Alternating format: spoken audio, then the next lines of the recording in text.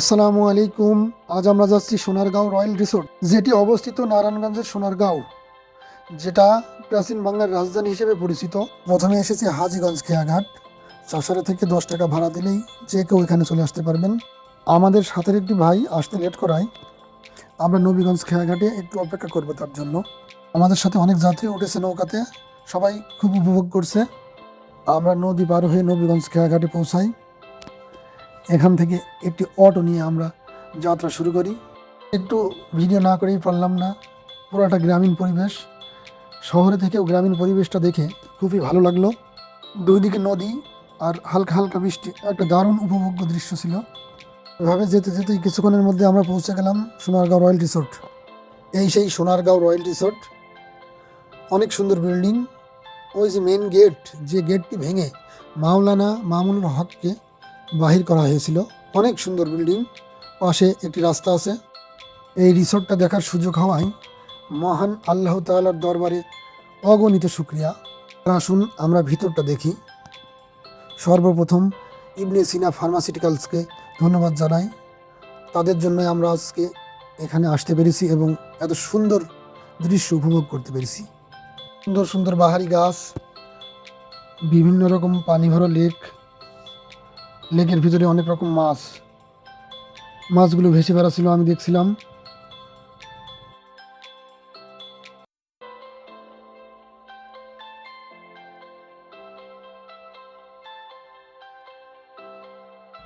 এত সুন্দর পরিবেশ দেখে আমার অবাক লাগছিল, মনে হচ্ছিল যদি এসে থাকতে পারতাম এখানে।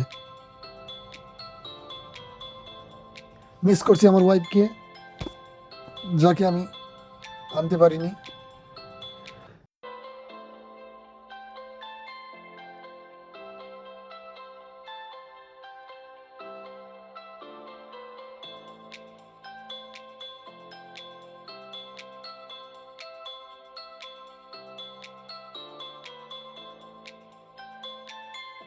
পানি ভরা লেকের মাঝখানে একটা গোল স্থাপত্য, যেখানে এসে সবাই সেলফি নেয়, পিক তোলে। একটা দারুণ দৃশ্য।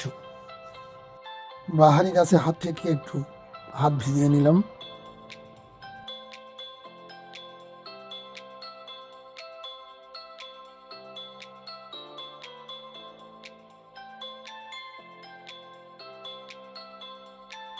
লেকের পাশে রয়েছে একটি বাগান, যেখানে কাঁঠাল গাছ, আম গাছ, বিভিন্ন রকম গাছে পরিপূর্ণ। কাঁঠাল ধরেছে।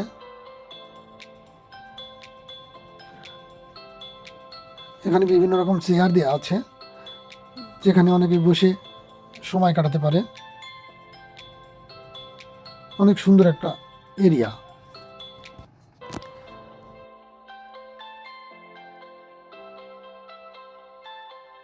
বাগানের ভিতরে একটা ছোট্ট খাঁচা ঘর রয়েছে, যেখানে কবুতর, ঘুঘু, খরগোশ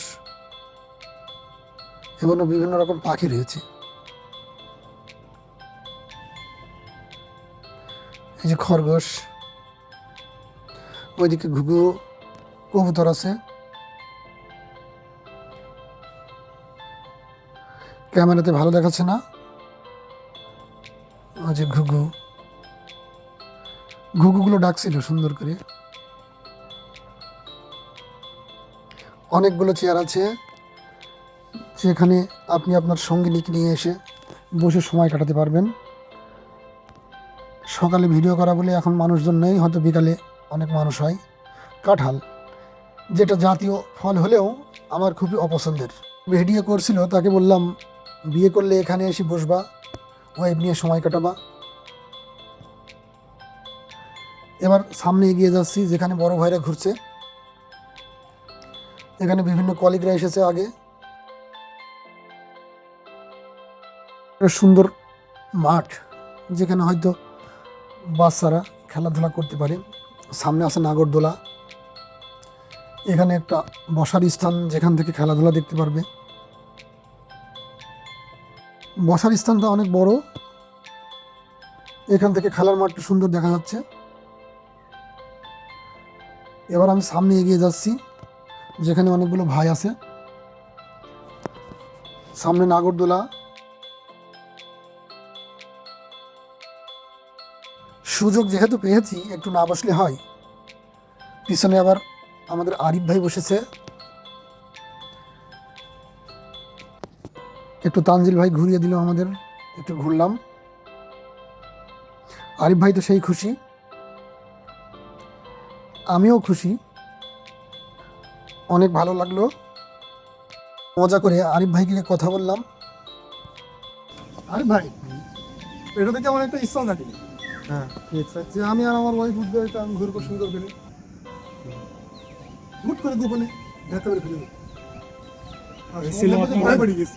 এই ছিল আপনার মনে? হ্যাঁ, না মজা করলাম, আমি আমার বউকে খুব ভালোবাসি।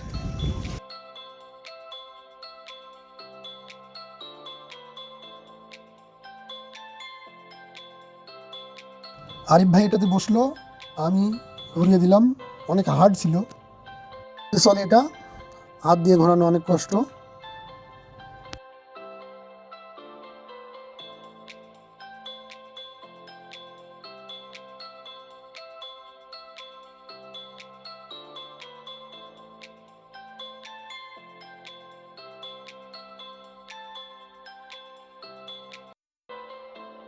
আগরতলার পাশেই আছে একটি ট্রেন লাইন। আরিফ ভাই চেষ্টা করছে, আমি একটু হেল্প করলাম। পাশে সুন্দর ফুলের গাছ, অনেকে উপভোগ করছে, সেলফি তুলছে। সুন্দর একটা সকালের পরিবেশ।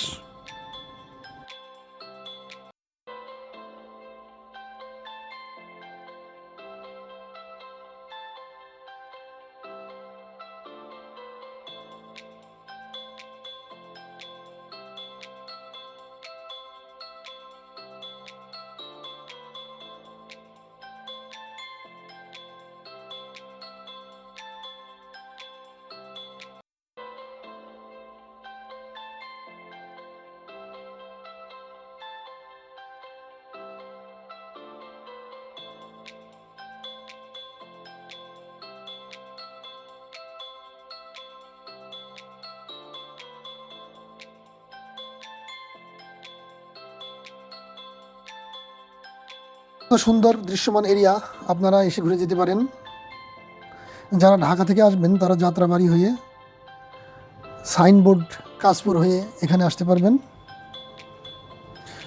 এখানে কলিগরা গল্প করছে, আড্ডা দিচ্ছে। সিনিয়র কলিগ জুয়েল ভাই চাকরিতে ভালো পারফরমেন্স কিভাবে করব সেই বুদ্ধি দিচ্ছে, নিজের চাকরি জীবনের গল্প বলছে।